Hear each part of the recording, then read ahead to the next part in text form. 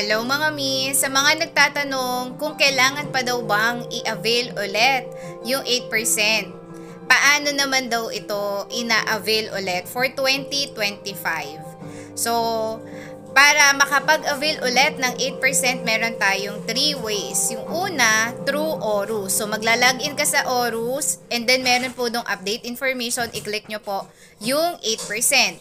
Number 2, pwede po kayong bumalik sa BIR at mag-fill up kayo ng 1905 na form. So, para din ito doon sa mga may percentage tax pa sa kanilang COR.